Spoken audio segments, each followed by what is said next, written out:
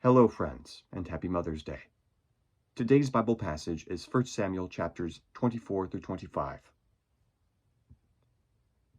After Saul returned from pursuing the Philistines, he was told, "David is in the desert of En-Gedi." So Saul took 3,000 chosen men from all Israel and set out to look for David and his men near the crags of the wild goats.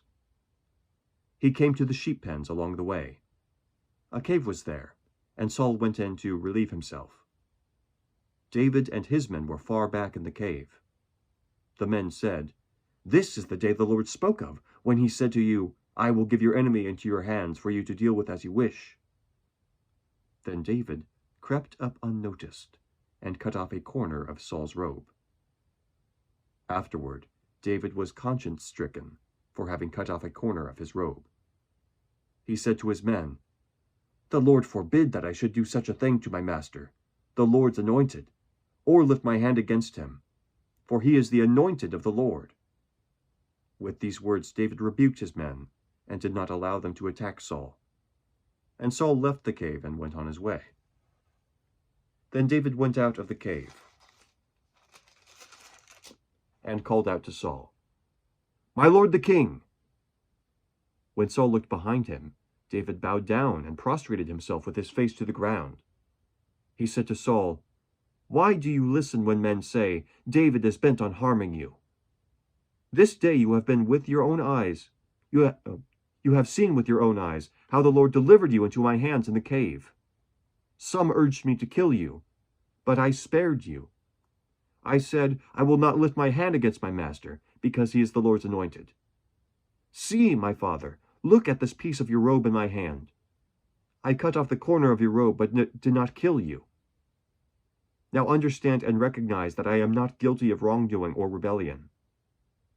I have not wronged you, but you are hunting me down to take my life.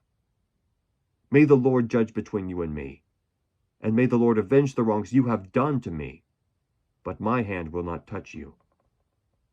As the old saying goes, 'From evildoers come evil deeds,' so my hand will not touch you." Against whom has the king of Israel come out? Whom are you pursuing? A dead dog? A flea? May the Lord be our judge, and decide between us. May he consider my cause and uphold it. May he vindicate me by delivering me from your hand." When David finished saying this, Saul asked, "Is that your voice, David, my son?" And he wept aloud. "You are more righteous than I," he said. "You have treated me well, but I have treated you badly. You have just now told me of the good you did to me. The Lord delivered me into your hands, but you did not kill me. When a man finds his enemy, does he let him get away unharmed? May the Lord reward you well for the way you treated me today. I know that you will surely be king, and that the kingdom of Israel will be established in your hands. Now swear to me by the Lord that you will not cut off my descendants, or wipe out my name from my father's family." So David gave his oath to Saul. Then Saul returned home, but David and his men went up to the stronghold. Now Samuel died, and all Israel assembled and mourned for him, and they buried him at his home in Ramah. Then David moved down into the desert of Maon. A certain man of Maon, who had property there at Carmel, was very wealthy. He had 1,000 goats and 3,000 sheep, which he was shearing in Carmel. His name was Nabal, and his wife's name was Abigail. She was an intelligent and beautiful woman, but her husband, a Calebite, was surly and mean in his dealings.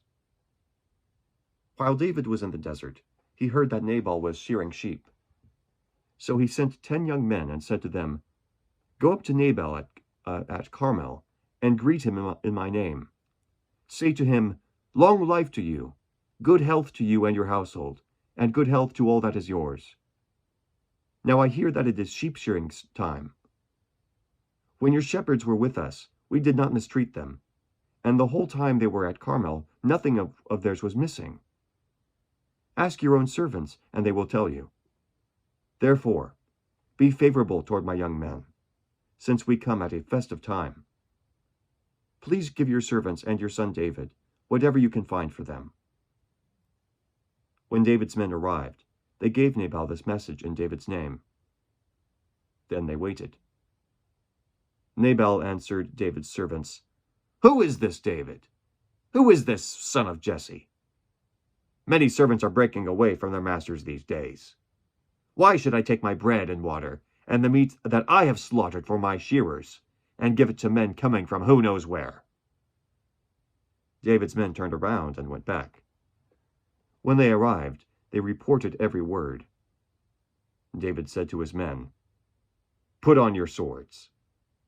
So they put on their swords, and David put on his. About 400 men went up with David, while 200 stayed with the supplies. One of the servants told Nabal's wife, Abigail, "David sent messengers from the desert to give our master his greetings, but he hurled insults at them. Yet these men were very good to us. They did not mistreat us, and the whole time we were out in the fields near them, nothing was missing. Night and day they were a wall around us. All the time we were herding our sheep near them. Now think it over and see what you can do, because disaster is hanging over our master and his whole household. He is such a wicked man that no one can talk to him." Abigail lost no time. She took 200 loaves of bread, 2 skins of wine, 5 dressed sheep, 5 seahs of roasted grain, 100 cakes of raisins, and 200 cakes of pressed figs, and loaded them onto donkeys. Then she told her servants, "Go on ahead, I'll follow you." But she did not tell her husband Nabal. As she came riding her donkey into a mountain ravine, there were David and his men descending toward her, and she met them. David had just said, "It's been useless, all my watching over this fellow's property in the desert so that nothing of his was missing. He has paid me back evil for good. May God deal with David, be it ever so severely, if by morning I leave alive 1 male of all who belong to him." When Abigail saw David, she quickly got off her donkey and bowed down before David with her face to the ground.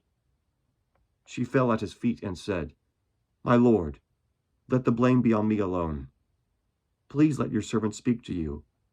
Hear what your servant has to say. May my lord pay no attention to that wicked man Nabal. He is just like his name. His name is Fool, and folly goes with him. But as for me, your servant, I did not see the men my master sent. Now since the Lord has kept you, my master, from bloodshed and from avenging yourself with your own hands, as surely as the Lord lives and as you live, may your enemies and all who intend to harm my master be like Nabal. And let this gift, which your servant has brought to my master, be given to the men who follow you. Please forgive your servant's offense, for the Lord will certainly make a lasting dynasty for my master, because he fights the Lord's battles. Let no wrongdoing be found in you as long as you live. Even though someone is pursuing you to take your life, the life of my master will be bound securely in the bundle of the living by the Lord your God. But the lives of your enemies he will hurl away as from the pocket of a sling. When the Lord has done for my master every good thing he promised concerning him, and has appointed him leader over Israel, my master will not have on his conscience the staggering burden of needless bloodshed, or having avenged himself. And when the Lord has brought my master success, remember your servant." David said to Abigail, "Praise be to the Lord, the God of Israel, who has sent you today to meet me. May you be blessed for your good judgment, and for keeping me from bloodshed this day, and from avenging myself with my own hands. Otherwise, as surely as the Lord, the God of Israel, lives, who has kept me from harming you, if you had not come quickly to meet me, not 1 male belonging to Nabal would have been left alive by daybreak." Then David accepted from her hand what she had brought him, and said, "Go home in peace. I have heard your words, and granted your request."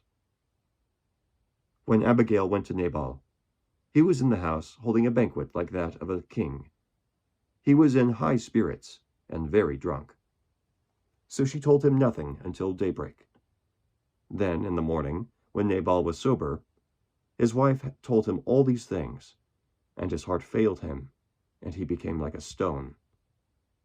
About 10 days later, the Lord struck Nabal, and he died. When David heard that Nabal was dead, he said, "Praise be to the Lord, who has upheld my cause against Nabal for treating me with contempt.